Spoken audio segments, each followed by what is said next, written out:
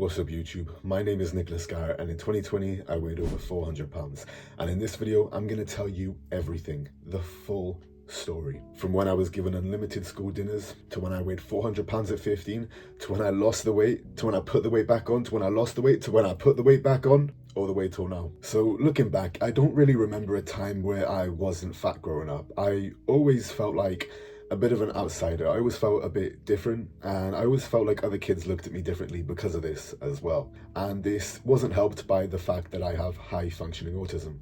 I've never actually talked about this before, but it is something that has affected me throughout my life. I usually don't tell people because when I was a kid growing up, my parents would slip up or they'd find out somehow.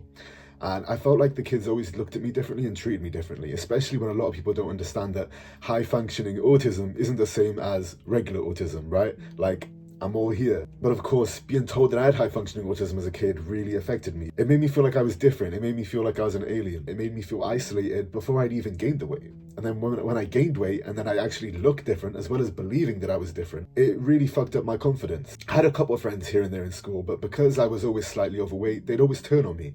You know, we'd be friends one day and then the next day they're joining in with the bullies, calling me flump, calling me fatty. And then all of a sudden they just weren't my friends anymore. We'd be talking on Xbox Live Party Chat. One of their friends would call me fat, and then suddenly I'd be kicked from the party. I'd message them, hey, like, why'd I get kicked? Why are you playing with those assholes? And then they just ignore me, not reply to me. Some people on Xbox, I seriously hate. I'm just playing with this guy and he's just like, he looks at my YouTube channel and he says, hey fatty, I don't play with fatties, and leaves the thing and kicks me from it. So people like that, they don't deserve to live. They're just scum. And yeah, I just put in this video because I just don't understand why people are like that. They don't deserve to live. And yeah, I always had to deal with stuff like that, and it really, really sucked. It made me feel very lonely, very upset, which led to more emotional eating, you know, because when you're being bullied, when you're made to feel isolated, when you're made to feel like you're different to everyone else, you know, you look for things to cheer you up. And when your whole life you've loved food has always made you feel good, you're going to instantly turn to that. And as a kid, that's what I did, you know, I turned to food. I started raiding my cupboards, raiding my fridge, eating and eating and eating to make myself feel better when I felt lonely, isolated, sad, frustrated, different, when I felt like I didn't understand why I was being treated the way I was, but also I didn't really understand myself, dealing with these thoughts of, oh, why was I born different? Why did this have to happen to me? Why can't I be like everybody else? And another thing that contributed to my childhood weight gain was the fact that in school I was allowed unlimited servings of school dinners. I remember one day I was with my friend, we had like these pizza boats. It was like these weird little pizza things in school. And he was like, oh yeah, you can have as much as you like, you know, you can just keep going back up. And I was like, what? And this was like winning the lottery to me. I was like, yo, unlimited pizza, let's go. I never get this at home. At home, my mum always cooked healthy meals. So I went up and I was like, oh, can I get some more, please? Yeah, sure, dinner lady said. Pizza, pasta, lasagna, bolognese, like all these other meals, all these different meals that were unhealthy and full of like loads of calories. I would just get served it. And you know, it really frustrates me looking back because I was obviously overweight. I was clearly eating too much. And these people, these dinner ladies, should not have been giving it to me. You can see that I'm fat. You can see that I'm gaining weight. Why are you continuing to give me unlimited school dinners? Do you not care at all about my health? But no, they didn't, right? They just wanted to get paid. They just wanted to talk to their friends, have fun in work and go home. They didn't actually give a shit about the job that they were in. And, you know, I think something needs to be done about that. I think that you need like a proper background check. I think that you need to be passionate about helping children and stuff like that when you work in a school environment, you know? I don't think anybody should just get those jobs just because they have the qualifications, because qualifications doesn't mean shit. I could go get qualified to be a teacher, but do I really care about it? No. So of course I continued gaining weight because I was eating so many calories in school that my mother just couldn't keep track of. She would see me gaining weight, she felt hopeless. She took me to Weight Watchers, Slimming World. She tried to get me to sign up for sports classes and stuff like that. And it didn't matter how much exercise I was doing because then I was going to school, eating unlimited pizza, unlimited pasta. And you know, some part of me knew, yeah, okay, this is gonna cause me to gain weight, sure, but I didn't really care. I never really cared about losing weight when I was a kid. And how can you expect me to, especially when I had all these emotional things going on in my head? You know, I just turned to what made me feel happy. Another thing that contributed to my childhood weight gain was the fact that my stepdad was addicted to codeine. He would take me out to Cardiff town. I'm from South Wales. We'd go to like the main city, right? We'd take like the train, the bus, whatever it took to get to the pharmacy, because all the pharmacies around us, he was banned from them, right? Or he'd ordered too much recently. So we had to go all the way to the city. we take the bus, we take the train. And we do quite a lot of walking around the city, so you'd think that we'd lose weight. He would drag me around all these different pharmacies, but he was bribing me. He was bribing me with junk food. He bought me a whole apple pie when we went to a Tesco pharmacy one time. Tesco is a supermarket in the UK. A whole like apple pie. I ate the entire thing. And I remember one time he bought me this huge packet of like chicken wings with all the skin on and all the sauces and the spices. I ate that entire thing in the disabled bathroom. He took me into the disabled bathroom in the shop. Oh man, it was a mess of a situation. And of course, I knew better. I felt guilty. I felt like it was wrong. But I loved food. My mother always sort of kept me on a type of, kind of strict diet because she was always trying to get me to lose weight. So whenever I had the chance to eat unhealthily as a kid, I did. I took the opportunity. And, some people can blame me for that if they want to, but I was a kid. I didn't have the logical thinking that I have now. And I think my thought process back then was a lot like a dog. When you're a dog, you don't really think, oh, I should probably stop eating. Oh, this isn't good for me. You're just thinking, fucking hell, I love food. Give me more of that, They see scraps on the floor, they run, they eat it because it tastes good. They don't care if it's on the floor, they eat that shit. Man, if that chicken had fallen onto the floor of the disabled toilet, I probably would have picked it up and ate it. And another thing that then went on to contribute to my childhood weight gain, was the fact that social services saw my weight gain and they paid 2 women to take me out for exercise. They would take me and a few other kids out, right? They take me swimming or for walks and stuff like that. Straight after, they would take us to McDonald's. They'd buy us Big Macs, Happy Meals, whatever we wanted, right? After taking us exercising, without even at least not telling my parents, my mom didn't know. And every time that we did this, they would take us to McDonald's. It became a tradition. After every single time, it wasn't even just a one-time thing because like one kid really wanted McDonald's. It was every time they took us for exercise, they took us to McDonald's. I remember these 2 girls were young, they were in their 20s. They didn't care. They didn't care at all. We went in the swimming pool. They didn't encourage us to exercise. They just kind of floated about and did their own thing. They took us to McDonald's afterwards, probably just to shut us up because it was what we wanted. Again, just like the school dinner ladies, they weren't professional, they weren't passionate, they just wanted to get paid and work their job. But anyway, so as you can imagine, I continued to keep on gaining weight. And another thing which contributed to my childhood weight gain was the fact that I was being bullied severely in school. So I remember there was this one kid, his name was Jack, and I went into the classroom one day and he just shouted, "Beef burger," or some shit like that, right? And then it became a tradition that every time I went in the classroom, beef burger, I just hear beef burger all the time. It really fucked with me. It really made me not want to go to school anymore. It made me feel like a freak and it isolated me in front of everybody, which just made things worse. And then when I would go onto the school playground, I was being bullied. I told the teachers and I was told, look, if you're being bullied, tell a prefect. The prefects are there for a reason. If you don't know what a prefect is, the kids that are put on the playground, these are the older kids, which are like the teacher's pets, right? The golden children, who you can go to and you can tell them you're being bullied and they'll either tell a teacher or they'll sort it out for you. The prefects were the ones bullying me. And I don't mean like one, it was all of them. They would group up on me and it was the only prefects. So there was no prefect that I could go to and be like, oh, these other prefects are, but no. It was all of the prefects were bullying me. There was like 4 of them and they'd follow me around the playground going, fat, fat, fat, fat, fat, fat, fat.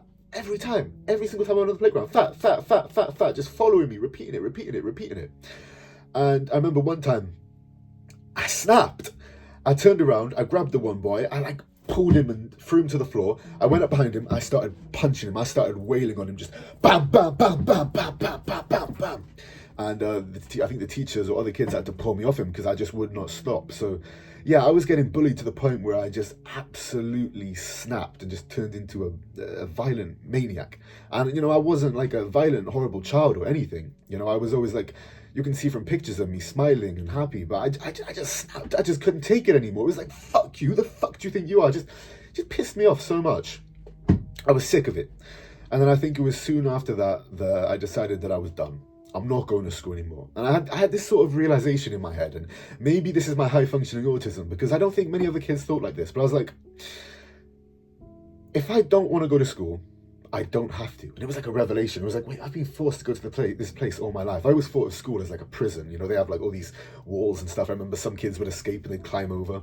I was like, I don't actually have to go. Like, sure, I'm supposed to go to school. I have to go to school. But what if I just refuse? What would happen, right? I mean, I wouldn't go to jail. They're not going to lock me up. What's actually going to happen? What, I'm going to get punished? My mum's going to be angry at me. My stepdad's going to be angry at me. And they're going to tell me off. They're going to take away my Xbox. What if I say, okay? What if I say, okay, no TV, no Xbox, I'm still not going? Then what? What are they going to do?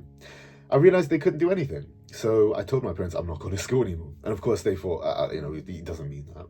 Or he means it right now, but obviously he's going to continue going to school. But they told me, okay, well then we're going to ban your Xbox, we're going to ban the TV, we're going to ban this, we're going to ban that. And I was like, okay. I was just completely stoic about it. I didn't even know what stoicism was, but I was just stoic about it. I was like, okay, fine, I'm not going to school. And my mum managed to get me in the car by like bribing me probably a couple of times. And she'd take me to school, and the headmaster would have to come out every single day to convince me, like, oh, come on, come in. We'll go to my office, and you can have a cup of tea or a cup of coffee and a biscuit, and we'll talk about things. And I think I went in once, and then he kept trying to come out. He couldn't get me in. So it got to the point where he said to my mum, look, I can't keep doing this, which is fair enough. You can't be expected to keep coming out to the car every single day to get me into school. So my mum, I think one of her friends told her about how she homeschooled her child. My mum looked into it and she decided to homeschool me. My mum signed me up for kickboxing, signed me up for a few homeschool groups so I could make a couple of friends. I made a couple of friends here and there, but they never really like stuck around. It was just like now and again I'd see them and stuff, and then it kind of like fizzled out. But yeah, I went kickboxing and I tried all these other things to lose weight. I went to Weight Watchers with her in England, and none of these groups, none of the kickboxing ever really worked because I didn't understand what a calorie deficit was. So I think we went to Slimming World, and it was either Slimming World or Weight Watchers, and there were these things called sins, right? And there was these foods with sins which you could only eat a certain amount of throughout the day, and then there were these free foods which you could eat an unlimited amount of. So I was like, oh great, yeah. So like my mum would be making all these healthy meals, all this healthy stuff, and I'd be eating like loads of salad and pasta because pasta was free, and or something like that. And it would be all these different foods, crab sticks and stuff and fish. But I would just eat so much of it because I had built up such a big appetite through binge eating as a child that I'd be in a calorie surplus even though I was eating these healthy foods, these free foods. And this is a big misconception when it comes to weight loss, that you've just got to eat healthy. Doesn't matter if you're eating healthy. If you're in a calorie surplus, you're in a calorie surplus. If you're eating at maintenance, you're going to maintain. And if you're in a deficit, you're going to lose weight, right? But a lot of people don't understand that. And me, my mum, we definitely didn't. So I continued gaining weight, which made me feel very unmotivated when it came to turning up to boxing, to still turning up to these weight loss clubs. And in the end, just like school, I refused to go. And I was a very stubborn child. I always did have willpower for the things that I wanted. And I think this has carried on throughout my entire life. And it was a curse then, and it later on became a blessing because when I decided to lose weight, I had the willpower. I had this, okay, I am losing weight. I'm doing it now. And, I was able to because I had that willpower. And as a kid, I had the willpower of, no, I'm not going to school. You can take away everything from me. I'm not going. Or I'm not going to this weight loss group. I'm quitting boxing. There's nothing you can do about it. So I isolated myself. I started staying in my bedroom every single day. I refused to go out because I was just so pissed off at the world. I was like, fuck this. I'm different. I started to believe all these things that I'd been told as a child. All these, you're different. You're this, you're that. You're not like all these other kids. And what I'd been told by all the kids, that you're fat, that you're lazy, that you're weak. Beef burger. I started to just feel like I was fat. I didn't feel like Nick anymore. I just felt fat. I felt inhuman, right? And I just isolated myself. And it continued this way, and I kept gaining weight. I kept eating more and gaining weight and isolating myself. And it got to the point where I would spend every day in my room escaping in video games and drinking alcohol, which I would do anything to get my hands on. Of course, my mother didn't buy it, but I had Amazon on my phone. I remember also that I would help my mum cat sit for my neighbours, and they had like a wine cabinet. They had like their own wine, which they brewed or made or whatever. And I would steal bottles and bottles of their wine sneakily and stuff and hide it under my bed and drink all of that as well, which was full of sugar. It was so sweet. Yeah, I would do anything to just distract myself, to make myself feel good, to kind of numb the pain. And it got really bad to the point where I was drinking every day, eating junk food every day, anything that I could get my hands on. I remember I used to eat these bacon, Nutella and melted cheese toasties, which I used to make, all in secret, of course, as secret as I could make it. Of course, sometimes my mum would find food missing and I'd get told off, but what could she do? I was just such a type of kid. I wanted this food. I needed this food. It continued on this way for a while. When I reached 15, that was what my life was like. And I didn't see a way out. I felt like, this was just who I was now. And I remember that my mum took me to the doctor about my anxiety and depression because, when you weigh that much and when you're doing all those things, drinking, playing video games, watching TV all day, pulling all-nighters, my mental health was a state. It was terrible, right? And most of it just came down to the fact that I hated myself because I was overweight. My mum took me to the doctor for depression and anxiety. She said to him, look, don't mention his weight straight away because he's not going to like that, obviously. First thing he did was mention my weight, which is fair enough. I guess it was the reason, right? But back then I hated him for it. He told me that I was probably going to die from a heart attack if I continued this way. He said that, I'm not going to live a very long and healthy life. And you would think that this would have opened my eyes and got me to think, shit, I don't want to die of a heart attack. Like, I got to get my shit together. But it didn't. I was in denial. I was stuck in that loop of all those bad habits. I relied on him so much that I didn't care. I didn't think it would happen to me. I didn't take him seriously. In my head, I was like, yeah, that's not gonna happen to me. Like, fuck off, fuck you, dickhead, fuck off. That's not gonna happen to me, right? And I just continued on. But the thing that got me to change, it wasn't some big magical moment, right? Because a lot of people always ask me, especially like when it's people like from the news, like want to write articles and stuff. Yeah, there was no big moment. I didn't have this big thing that made me go, oh my God, I have to change. This is it. I'm gonna, and I didn't get super motivated or nothing like that. It just got to a point where I was so sick of life. I hated it so much. I hated myself so much. I hated being me. I hated being so lonely. I hated feeling like a freak, like a monster. I hated going to the shops and having everyone stare at me. I hated, talking to girls online and showing them what I looked like and they'd ghost me. I hated that so much. It made me feel like I'd never be able to have a relationship. It made me feel like I'd never have friends. I'd never have a normal life. I didn't even really feel like I was living a life, going through that constant loop of bad habits. It just felt like there was no point in me living anymore like that. So I realized that I had two choices, right? And this is the truth. Kill yourself or change. Because I do not want to continue living this way. That's what I was like. I'm going to off myself or I'm going to change. So I thought it through for a while. And I was like, well, look, I might as well try to change before I off myself, right? So I did. I tried. I was like, right, screw it. I've dieted before and it hasn't worked. I've tried exercising and it hasn't worked. But I know that like there's starving people in Africa who don't eat and they're skinny. This was like my weird thought process. So I was like, all right, so I'm just gonna stop eating. And that's what I did. I started starving myself. I didn't eat anything. And I don't mean like intermittent fasting. No, I'd never heard of that. There was no like fitness content on my YouTube. The only people I used to watch when it came to food was Nikocado Avocado. Yeah, I was like, fuck it, I'm gonna stop eating. And then I'm bound to lose weight. And I did. Okay, it worked. It worked very well. I was dropping like, I don't know, like 6-9 pounds every week. It was shocking. And I'd go for walks as well. So I started starving myself and I would just kind of rot away and lay in my bedroom. But I was like, yo, if I start exercising as well, then I'll lose even more weight. And days would go by where I hadn't been eating and I'd been going for these really long walks. It would be like a week and I'd be like, yo, I haven't eaten an entire week. And I feel okay. Like I'm not dying. Like I thought like you'd die if you didn't eat, but I'm okay. I feel all right. I'm not even that tired. This is so weird. And I feel like because I went so long without eating, I would go weeks and weeks without eating, right? And then I'd have like a small thing, like a cheesy bell in the UK. They're called, there's like these little round things of cheese, or I'd have like an apple, something very small. And then I'd go weeks and weeks and weeks again, right? And my parents, my mum and that, my stepdad and my sister, my family, they were all very, very, very worried about me, but they didn't feel like there was much they could do because, again, it was the willpower. It was this is what I'm doing and you can't change my mind. And I'd probably come up with all these reasons, like, look, it's safe because of this and that. And I am eating. I'd probably pretend to eat as well. But I was not eating. And the weight loss was happening rapidly. I remember waking up each morning and being like, wow, like I'm still here. I haven't died, so I'm just going to keep going. And I continued this way for months. I would starve, house something small, starve. I remember one time my family went out for a meal. The food, oh my God, I hadn't eaten in like a week or two, right?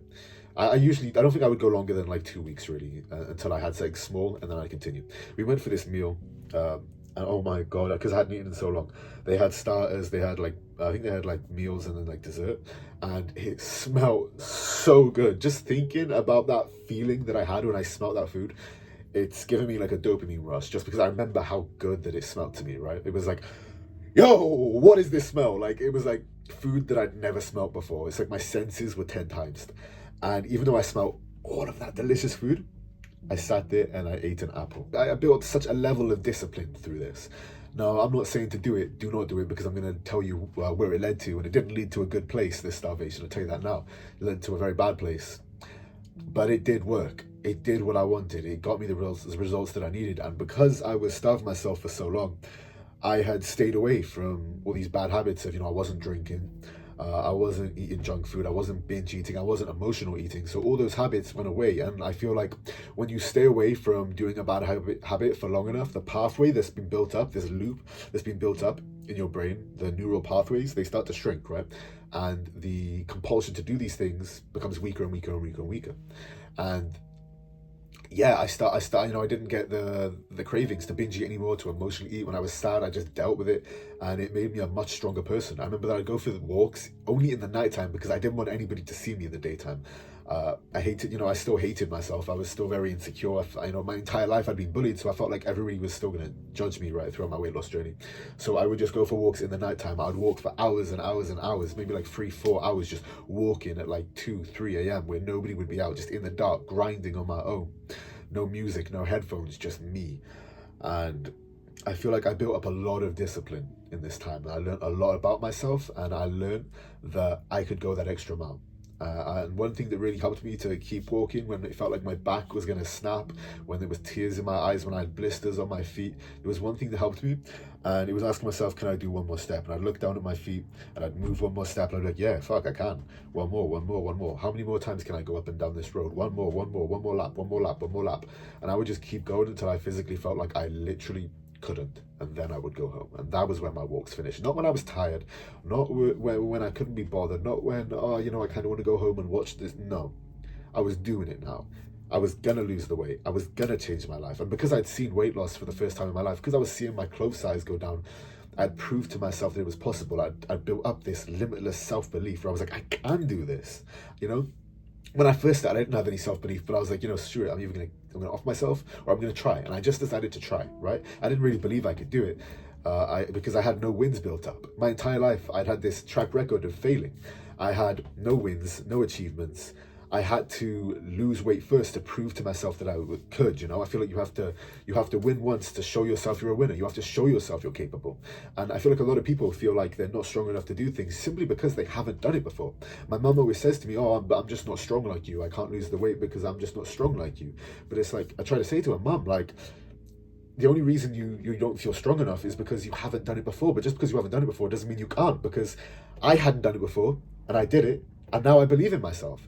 But I feel like sometimes you just can't get that message through to people. But I really hope that it does get through to you, that just because you haven't lost weight, built muscle, or achieved whatever your goal is, doesn't mean that you can't achieve it. It just means that you haven't yet. You've got to keep trying. You've got to keep failing to eventually get that first win that shows you that you are capable, that you are a winner, that you can do whatever you want to do. You have to first build up that belief before you even have it. You have to start when there's no belief. You have to start when there's no motivation, when there's no dedication, when there's no discipline. You have to start first to build that discipline. So anyway, I continue going on for these walks. I continue to starve myself. And by 2021, I had completely transformed my life. I looked like a completely different person. So you see, I'd lost 140 pounds, which is around 10 stone. I'd completely transformed my physique, and everywhere I went, family members would tell me like, wow, you look so different. You look like an entirely different person. How'd you do it? Blah, blah, blah. And, I would just say, oh, I just stopped eating. I just starved myself. And they'd just be shocked, right? They couldn't believe it. But while it did feel great that I'd achieved something like that I'd lost so much weight, of course I was like, oh yeah, like that's awesome. But I still didn't feel confident. I still didn't like myself. And I still felt ugly, because I'd seen a lot of body transformations, right? You see a lot of people on Instagram and TikTok, and they post their transformations, and look, I'm kind of guilty of this as well, right? You post your transformation, and it's like, I was this big fatty, and now I look like this, and I'm all sexy, and I have abs and biceps, right? And all these girls want me.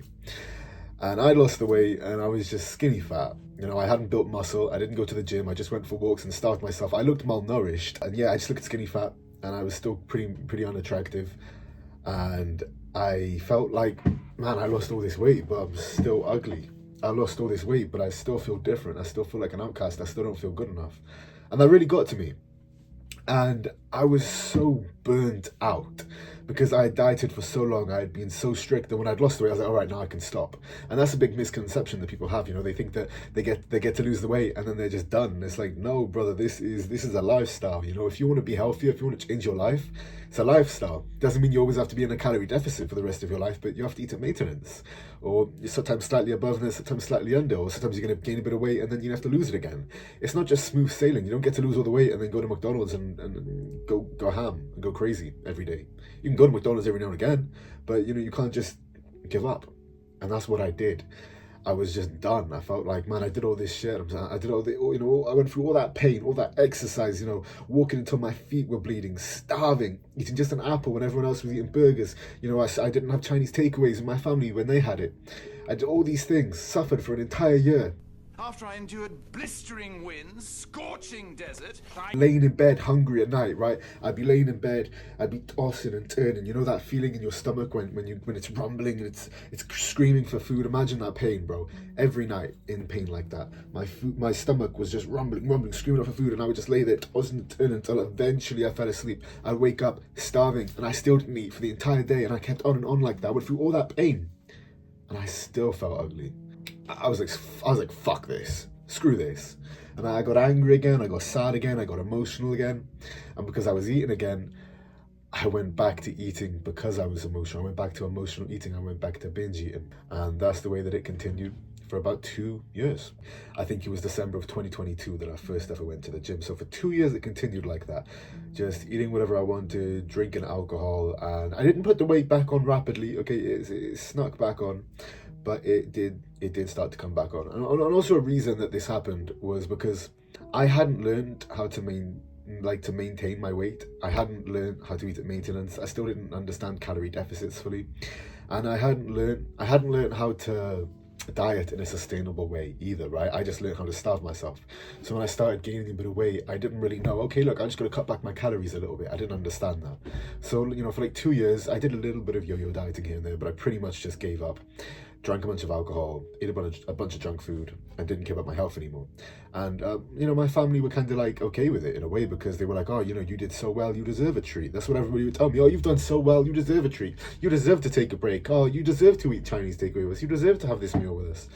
And I believed it. I was like, yeah, I did work hard. You know, I deserve this. Yeah, so that continued on. And then I was very lonely again. It got to the point where I was drinking every single day again in 2022. Basically just spending every single day in my bedroom. I was pretty much just living exactly like I did in 2020. But I decided to join college, and you know, I was very fat, I had terrible acne, very bad hair. I found it very hard to make friends and to get on with people. I had no confidence. But I met this one guy, his name was Sol. Sol, if you're watching this, was good. And he turned out to be the guy that got me into the gym. So you see, we started talking, and I used to fake my voice. I used to try and make it a little bit deeper when I was younger because I was very insecure. And I remember I was sat in the class, and I think I made an effort to talk to him because I was very lonely, and I wanted to kind of push myself. And again, that comes down to the fact that I'm always willing to work hard for what I want, and I decided I wanted more friends, so I decided to work on my social skills. So I think I was like, all right, what's up? Something like that, right? I remember him hyping me up and saying that I sounded like Pop Smoke or something like that, right? And anyway, we got talking, and I'd be like, so, do you guys drink? Do you drink? He was like, no, I don't drink, but I go to the gym. And he started telling me all about that. And I was like, this ain't really for me, bro. But he was like, yo, you should come with me. And there was a gym not far from the college. So I was like, look, I really want friends. I really, you know, I'm sick of being lonely. And I really want to be liked by this guy. This guy is so cool, you know, he's got muscles. Girls look at him when he walks down the corridor and stuff like that. I want to be like him. So I was like, yeah, you know, I'm going to go. Because, I wanted him to like me. So I didn't go to the gym because I wanted to be fit, because I wanted to change my life and get healthy. I went to the gym because I wanted to be liked and I wanted to fit in. So we went. I remember the first day we went, and this was me on the first day of the gym. They took my picture. I was like, oh my God, you have to take my picture. I remember trying to upload my profile picture on the gym app as like a blank picture of nothing. And they were like, oh, no, it has to be a picture of you, which was really embarrassing. I didn't know they'd see that. And I was like, oh, right, okay. And they were like, it's okay, we have a camera. And I was like, no, don't take a picture of me. And there it is, boom. And I'm just there like, in my coat. And I remember that on the first day that we trained, I wore my big puffer coat, my big chavvy coat, the entire gym session. Everybody else is wearing like tank tops and compression t-shirts. I wore my coat the entire time and like these messy joggers because I didn't want anyone to see my physique. I remember that I just felt like a complete idiot. I felt out of place. I felt like everybody was judging me. I felt like everybody was staring at me. And yeah, I wouldn't take my coat off. But I kept going with him, you know, because he was teaching me what to do. For the first time in my life, you know, I wasn't laughed at. I wasn't made fun of. He was encouraging me, and this was really weird for me. I'd never been met with anything like this before, and I had loads of doubts. I found it very hard to trust him at first. I thought, is he just taking the piss? You know, is he secretly laughing? Like, this guy has gone on to become my best friend, but I found it so hard for like the first year to actually call him a friend, to really trust him. That's how bad my trust issues were. I always kind of thought he was taking the piss. I thought maybe he's just training with me because he thinks it's funny. He would like take a picture sometimes, or he'd take a picture or a video of me working out to kind of track my progress for me, and I'd be like, is he just taking that to like send friend to his friends to call me fat and to laugh at me. That's literally what I thought. Yeah, instead of being met by like bullying and people being nasty to me, people started coming up to me in the gym and they'd be like, oh, like, you know, you're making really good progress, you're doing really well. And sometimes I'd be training and certain people would come up to me and give me some tips on my form. And I was like, wow, like, this is such a positive place. Like, everybody's being so nice to me. And, you know, I feel like a lot of people are very scared to join the gym, and I was terrified. But when you go and you actually show up and you keep going, you'll learn that everybody there is there to work on themselves, and anybody who is consistently trying to work on themselves and better themselves isn't, you know, they're not nasty people, because nasty people don't do things like that. Nasty people aren't trying to improve. Nasty people aren't trying to be better. Everybody there was friendly and everybody there was willing to help me. I remember this one time I was unsure if doing bicep curls on the machine was good enough, because I didn't really like doing bicep curls with the dumbbell because one of my arms was weaker. And I went up to this huge guy. He was like a giant, right? Real big bodybuilder type. And I think he was from New Zealand. I went up to him and I asked him, and he was like, oh yeah, mate, so this is what you want to do, and you want to make sure that your form's like this, and if you want to train this part of your bicep, then you want to put the seat down, or you might want to put the seat higher if you want to train the upper part of your bicep. And he was like, oh, good on you, mate, I can see your progress. And he was like this huge guy. He looked really intimidating, in like his 40s or something, and he was just this big friendly giant, a lot like I think it's like, what is it, Noel Diesel, Daddy Noel, if you guys know that bodybuilder type guy. He was just like him, like this really friendly guy.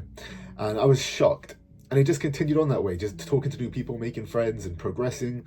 And I started to become really motivated. And I was like, wow, do you know what? I realized that I wasn't just turning up to be liked anymore. I was turning up because I wanted to improve. I wanted to be like these people. And I fell in love with the sport. I loved bodybuilding. I started watching like all these different fitness channels, stuff like Derek, More Plates, More Dates, Greg Doucette, Alex Eubank, all these other fitness YouTubers. I started looking up to them and learning from them. Mike Israetel, Renaissance Periodization.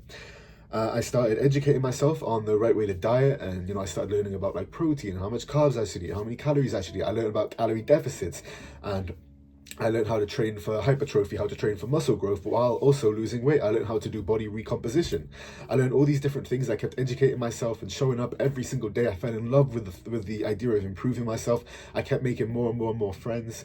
And, you know, over the past 2 years, I've learned so much, and I've completely transformed my mindset, because I feel like the sport of bodybuilding and weight training, it teaches you discipline like no other. It taught me discipline just like those walks did in 2020. Because when when your muscles are screaming out like, this hurts, stop, like, you know, when you're slowly lowering the weight because you want to get more tension on the bicep and you want to feel that stretch, every part of your brain is telling you to stop. It's telling you, this is painful, stop, why are you doing this to me?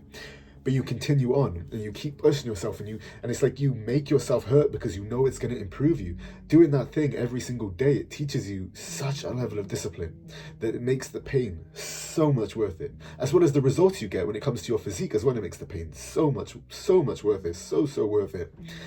And I think learning to feel pain and to sacrifice happiness for later on growth and for positive benefits is such a powerful skill that you can learn from bodybuilding. So now it seems like everything's perfect, right? I've lost the weight, I've built muscle, I've completely transformed my mindset, and everything's going great. I decided to start posting on social media. At first, I get a few hundred views here and there. I feel a bit silly. I don't tell any of my friends about it because I'm kind of embarrassed about making transformation type videos, right? Like before and afters. But I decided I wanted to give it a go, because even as a kid, I wanted to be a YouTuber. I always loved the idea of doing this. And I was like, oh yeah, now I can make fitness content and I can help people like all those people helped me in the gym. I can be like that for people online. So I decided to do that. And I didn't get many views. And I remember my friends, especially this one girl that had been my best friend my entire life. Like throughout my entire weight loss journey, by the way, there was this one girl that I was friends with online and in person my entire life. And she was always there for me. And we'll get to talking about her soon. But I remember she found my Instagram account, and I was extremely embarrassed. I was like, oh my god, she's seeing me like posting all these videos of myself. I was so embarrassed about her finding it and other people. But I was like, screw it, I'm gonna continue on because I know that I can help people. And I remember one time I scheduled an entire week's worth of videos to go live on Instagram. I went away with my family on holiday, and I decided to leave my phone at home because I wanted a break, because I'd been working so hard on editing videos. And then I come back, I've gained like over 10,000 followers. My video has gone up to like 700,000 views. Hey, so I was away for a week. I just got back, and fucking hell, like, it's actually crazy. The amount of likes, comments, support, DMs, like, wow. So really, thank you to everybody. I'm gonna reply to all the DMs soon. Yeah, thank you. Hey, so we've almost hit 2,000 followers. which is fucking awesome. So thank you to all of you that are supporting. Yo, 15k followers is crazy. Thank you, everybody. I appreciate it. Like, it means the world to me. Everyone, I just wanted to say thank you for 20k. 20k is insane.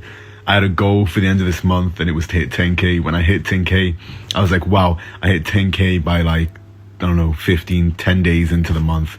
Like, wow, that was such a big achievement. And now it's still the same month and I've hit 20k, and that's an even bigger achievement. This is what really motivated me more than anything when it came to social media. It showed me that it was possible. And again, when I first started on social media, I didn't really believe I could do it. I didn't really believe I was going to go viral. I just thought I'd try. Then when I went viral, I proved to myself that I could do it. And then I built up again this endless self-belief. And then that's where my willpower came in, right? Because like I say, I have this endless willpower. When I want something, I'm going to get it. I was like, right, now I can do this. Now that I believe, I'm going to give it my all. So then I decided to keep posting every single day, creating better body transformations, learning how to make the edits better, how to time it with the music, how to say certain things that would relate with people, spreading my journey and showing people that they could do it too, just like I did. And I kept posting and posting and posting. My videos kept going up and up and up and up. And sometimes there'd be low points where the views get really low and I'd get kind of demotivated. But I'd be like, no, look, I'm just going to stick with it. I was going to keep trying. I've got to keep creating better content, keep inspiring and motivating people even more. And the views would come back up. And they did. There'd be low points, then there'd be more high points, and there'd be low points, and there'd be an even high point. And there was this one video I made which ended up getting 33 million views on Instagram. I started getting recognized. I'd be down the gym, people would be like, oh, you're Nicholas Garrett. It was you I saw on Joey Small, wasn't it? Yeah, bro, you're fair play. I went on your profile, you're fucking killing it, bro. Cheers, man. Inspirational shit, man. So you keep on yourself. And it was crazy. And I had completely transformed my life from this 400-pound fat kid to this skinny fat kid who had given up on himself, to this almost like, minor celebrity who was like getting recognized in person. I say minor celebrity. I don't see myself as a minor celebrity at all. But like when you're getting people coming up to you saying like, oh, you're Nicholas Garrett, like, it was a great feeling. It was an ego boost. It was like, oh wow, like my hard work's paying off, and I'm getting like recognized and stuff. This is really cool. And everything felt like it was on track. Everything felt like it had gone right. I'd built up an amount of muscle that I'd wanted. I finally felt attractive. I felt confident. I felt amazing. I was unprepared. I didn't believe that I could fuck up now. I felt like I was this guy with unlimited discipline, unlimited motivation, limited willpower. I felt like I'd done it, right? I felt like the man, basically. And this is where everything went wrong. And this is something that I've never talked about before. So that girl that was my best friend my entire life, I had feelings for her, right? And I'd never told her. We were just friends for a long ass time, but for the past year or so, or the past 2 years, whatever, I'd started to develop feelings for her. And I thought maybe she feels the same way, right? I thought maybe she felt the same way. And I felt like, especially now that I'd lost all this weight, I finally felt confident in myself. And I felt like maybe I was finally enough. I felt like maybe I'd lost enough weight. Maybe now I'm somewhat attractive. Maybe now she'll like me, is what I thought, right? And I remember I went over to her house. I bought her flowers, and I remember giving her the flowers, and she looked at me like, but not in a good way. And she was like, why have you bought me these? And I was like, oh, fuck. I was so embarrassed. And I said like, oh, because I wanted to. And I didn't actually end up telling, I stayed over her house for a couple of nights, and I didn't actually end up telling her how I felt, but I was like, I bought her flowers, so it's obvious, right? But we just didn't talk about it. So I went home and I told my friend about it, and he was like, bro, you just got to tell her now. You just got to make it clear. And if she doesn't like you, she doesn't like you. And this was something that my entire life, especially like the past few years, I'd never felt confident enough to do. I'd never felt like I could ever tell her how I felt. But now I felt confident in myself. I felt like, look, I'm this guy who can do whatever he wants, and I have to live up to that. Not that can do whatever he wants. Sorry, I'm this guy who can do anything he puts his mind to. That's what I believe. I believe that I can do anything I put my mind to. Whether I fail or whether I not, I know that I can give it my all. That's the type of guy that I am. And I believe that if you want something in life, you need to go after it and you need to get it. And I felt like I have to tell her how I feel if I really want to live truly to who I am and my self-beliefs. So I went for it. I sent her a text. This was the text that I sent her. And yeah, she didn't reply for a few hours, and I was dreading the response because I think deep down I felt like, I felt like I kind of knew she didn't feel the same because of the way she reacted with the flowers. But I was like, fuck it, I'm gonna tell her. And if she doesn't like me back, then she doesn't like me back, and I'll get over it. It's okay. I'm strong enough. At least I thought I was, right? And she tells me that she just sees me as a friend and she doesn't want this to ruin our friendship and stuff like that. And at first, at first I wasn't affected by it. And at first I was like, wow, like, okay, yeah, I just got rejected, but oh my God, I never would have been able to do that. I never would have told her how I felt. Like, oh my God, like, I really am the guy that I thought I was. I really can do anything I put my mind to. I really can go after what I want in life. I am that guy now. I'm no longer the guy who's scared to tell a girl he likes her, that he likes her. I had like this new level of confidence. I felt almost empowered by the rejection. And I was like, yeah, of course, I don't want this to ruin our friendship either. And, I still want to stay friends and stuff like that. But then it hit me that this sort of future that I was laying in bed, and it hit me, and I was like, this sort of future that I'd imagined, where like she'd like me too, and all of that, it was gone. It was crushed. It was dead. And I started getting all these thoughts that this entire future I imagined is gone. And not only that, but it's like, how are we going to stay friends after this? Like it felt kind of awkward, and that crushed me. And I remember just laying there thinking, like, for fuck's sake, I don't know, like, I've fucked everything up. I felt guilty too, because I felt like I'd put her in like an awkward position. And I didn't even know if we could ever talk again. And in the back of my head, I was a little bit annoyed at her, a little bit, because there were certain times where I felt like I'd made it very obvious that I liked her, and I felt like she knew, and I kind of felt like she could have just told me she didn't feel the same, but she didn't. And it kind of kept me wondering for a very long time, and I don't know how true that is. I don't know if she knew or not. But yeah, I was kind of pissed off at her in the very beginning, but I got over that, and now I completely like understand that if you don't like someone, you don't like someone. Doesn't mean you don't like them as a friend. You can even love them as a friend, but sometimes you're just not gonna have feelings for certain people, and that's just the way that it is. And I have no hard feelings. There's just absolutely none. She's an amazing person. She was the bestest friend that I ever could have asked for throughout my entire life. She stuck with me through some of my hardest times, and I appreciate her more than anything. I don't think I'd even be here today without her. So I value our friendship so much. But yeah, I was kind of pissed off back then. I was salty about it. So we stopped talking for quite a while. We didn't talk at all, or there'd be like the odd very small awkward text, right? So not only had I been rejected by a girl, I'd been rejected by my best friend, and I'd lost my best friend. Like I said, she was always there for me. She was always the person I turned to. If I was having a great day, I was like, only thing that would make today better would be if we talked. And I no longer had that. I no longer had that person there, that person that I'd always relied on, the person I'd always talked to about my feelings and all these different things. It was just gone, and I'd lost my best friend. And it was really, really painful for me. It was really, really hard, especially while I was dealing with the rejection. Because when I was going through like a really hard time, I'd always talk to her, and it's like, shit, now who do I talk to? And I'd get those times where I'd have something amazing happen, or like to do with the social media, or something bad happen, and I'd be like, I can't wait to tell. Fuck, I can't tell her. And I decided I was gonna bulk, but really I just wanted to eat because I was depressed and I was sad, right? And I called it a bulk, and I started eating loads and loads of like oats and like pizza and all these different like very big high calorie meals. And I was saying that I was bulking, and I was training hard, but I ate way too many calories. I was eating like 3,500 calories. I wasn't doing any cardio, and I was just stuffing my face. And because I have such a big appetite, I can eat as much as I like. Like, if I had two superpowers, number 2 would be my willpower. Number 1 would be being able to eat as much as I fucking like, but not without gaining weight. I got very fat, and this was very, very problematic for me because I'd put on so much weight, but I was still posting on social media. I put on so much weight to the point where I didn't want to post myself anymore. So I started only posting old clips of myself. When I was making the body transformation videos, I was only using clips of me from months ago. I wasn't like posting much on my story at all because I didn't want anyone to see all the weight that I'd gained. I gained around 2 or 3 stone, which is around 14 to 28 pounds. It was in between that bracket. And it got to the point where I felt so fat that I was embarrassed to go to the gym. I remember wearing my hood up on every single gym session, and I became very scared. I started to realize that I was gaining weight rapidly, that I wasn't ready to start dieting again, and I was scared that I was gonna let everybody down after having all these people tell me how I've motivated them, how I've changed their lives, how I've motivated them to change their lives, how everybody's like, how they've decided to go to the gym. I have like 12-year-olds, 15-year-olds messaging me, telling me how they're gonna start training and how I've made them feel like it's possible for them. And I'm here feeling like a false prophet, I feel like a fraud. I got like this terrible guilt inside me where I'm like, I'm letting everybody down right now, but I just can't stop fucking eating. And I tried to go back to cutting, I tried dieting again, And I didn't stick to it. I couldn't stick to it. I just kept eating and falling back into old patterns. And I felt lost. I felt like I was going to lose this following. I felt like, but I didn't even care about the following. I felt like I was going to lose.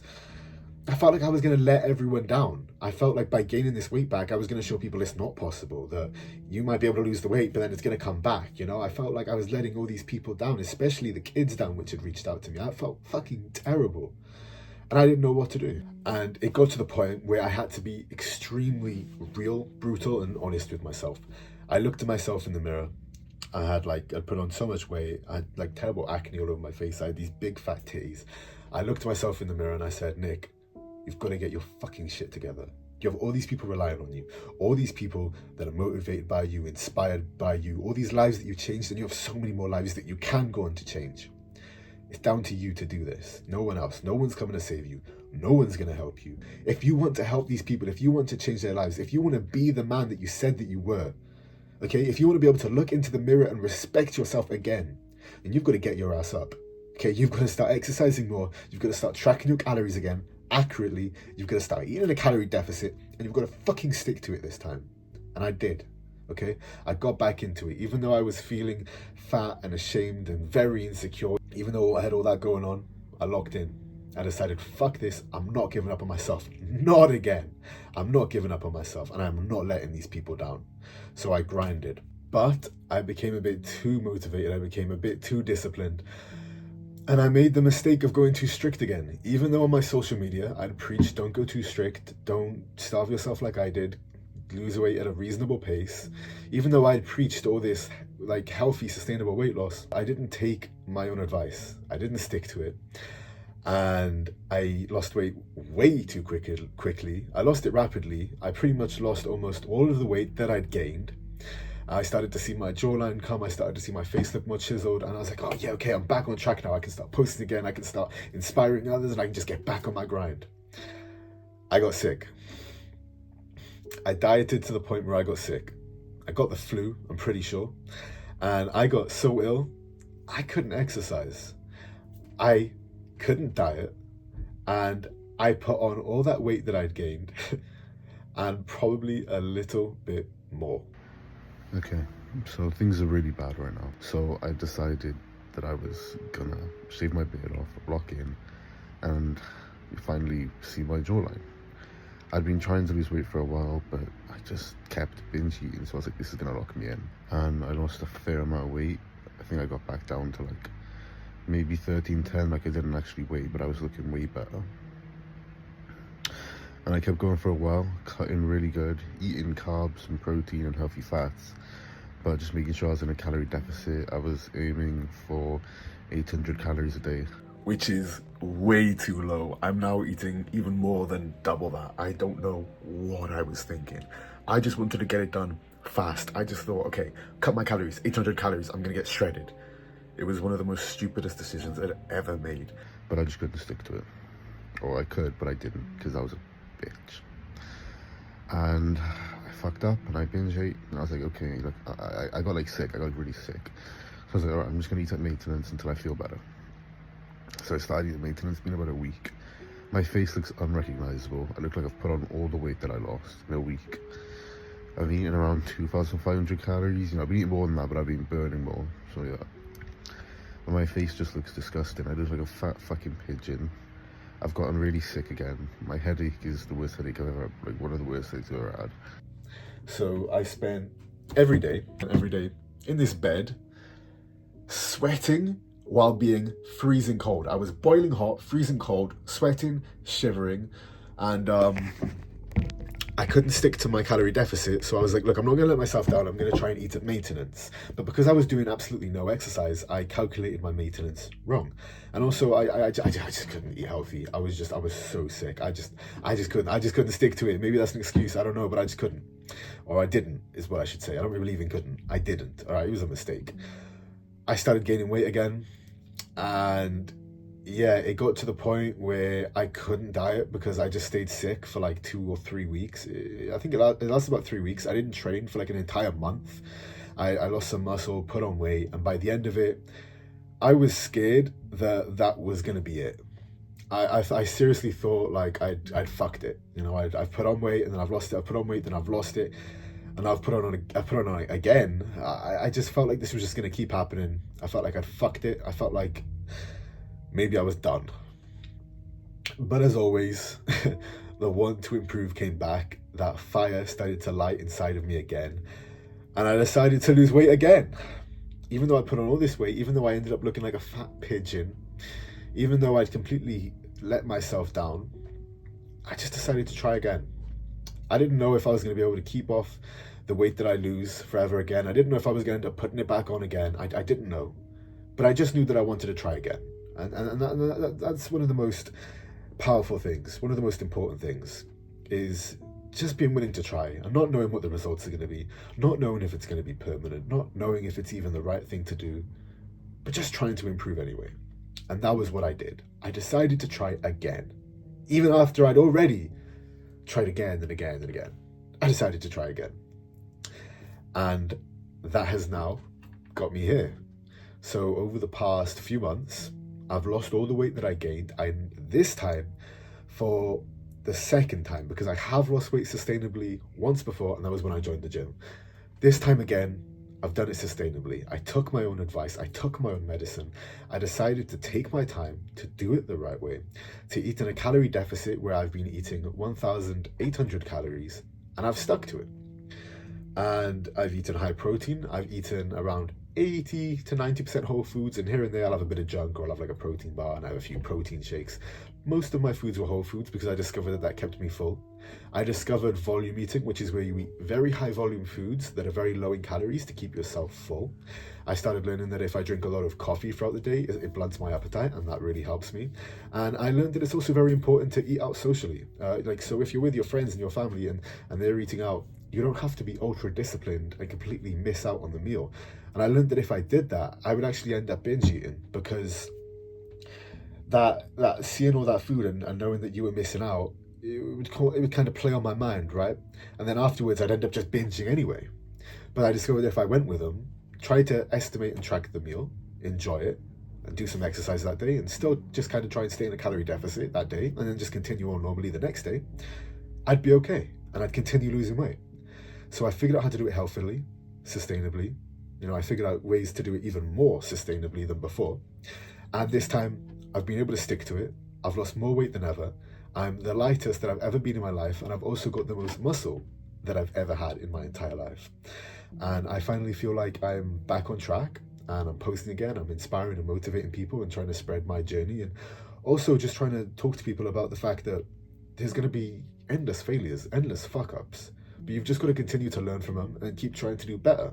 You know, just keep trying to do better than yesterday, than last week, than last month, than last year. And even though each year I have improved, I haven't improved every week, every month. There's been weeks, there's been months where I've downward spiraled, where I've gained weight, where I've gained fat, where I've lost muscle. There's been times where I've been undisciplined, where I've fucked up, where I've had failures.